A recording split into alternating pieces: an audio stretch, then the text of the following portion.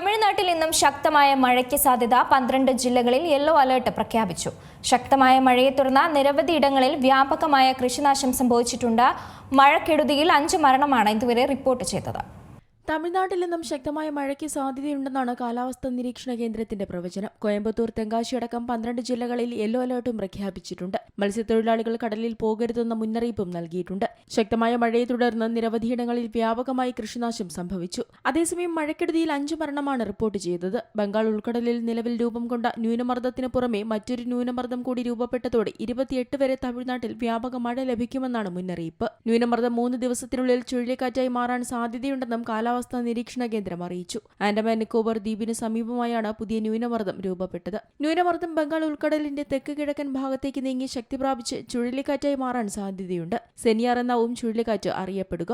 തമിഴ്നാട്ടിൽ തിരുനെൽവേലി, തെങ്കാശി, തൂത്തുക്കുടി, ശിവഗംഗ, രാമനാഥപുരം, സേലം, കോയമ്പത്തൂർ എന്നിവിടങ്ങളിൽ ശക്തമായ മഴ പെയ്യാൻ സാധ്യതയുണ്ടെന്നാണ് മുന്നറിയിപ്പ്. തമിഴ്നാടിന്റെ മറ്റു ജില്ലകളിൽ ഇടിമിന്നലോടുകൂടി ഒറ്റപ്പെട്ട കനത്ത മഴയ്ക്കും സാധ്യതയുണ്ട്. 29-ന് ചെന്നൈ, കാഞ്ചീപുരം, ചെങ്കൽപ്പേട്ട്, വിഴുപുരം, കള്ളക്കുറിച്ചി എന്നീ ജില്ലകളിൽ ഓറഞ്ച് അലർട്ട് പ്രഖ്യാപിച്ചു. അടുത്ത 2 ദിവസങ്ങളിൽ തമിഴ്നാടിന്റെ തീരപ്രദേശങ്ങളിൽ മണിക്കൂറിൽ 35 മുതൽ 45 കിലോമീറ്റർ വരെ വേഗതയിൽ കാറ്റ് വീശാൻ സാധ്യതയുണ്ടെന്നും മുന്നറിയിപ്പിൽ പറയുന്നു. ഞായറാഴ്ചയും തിങ്കളാഴ്ചയും തമിഴ്നാടിന്റെ വിവിധ ഭാഗങ്ങളിൽ മഴ ലഭിച്ചിരുന്നു. തിരുനെൽവേലി, തെങ്കാശി എന്നിവിടങ്ങളിൽ ഞായറാഴ്ച 9 സെന്റിമീറ്റർ വീതം മഴ പെയ്തു. നാഗപട്ടണത്തിൽ 16 സെന്റിമീറ്റർ മഴയാണ് പെയ്തത്. തിരുനെൽവേലിയിൽ താമരഭരണി നദിയിൽ വെള്ളം കയറി. പലയിടങ്ങളിലും വെള്ളം കയറി കൃഷിനാശവും സംഭവിച്ചിട്ടുണ്ട്. അതേസമയം ചെന്നൈ, ചെങ്കൽപ്പേട്ട്, തിരുനെൽവേലി, വിഴുപുരം, സേലം ജില്ലകളിൽ വടക്ക് കിഴക്ക് കാലവർഷത്തിൽ ശരാശരിയേക്കാൾ കുറഞ്ഞ മഴയാണ് ലഭിച്ചതെന്ന് കാലാവസ്ഥാ നിരീക്ഷണ കേന്ദ്രം അറിയിച്ചു.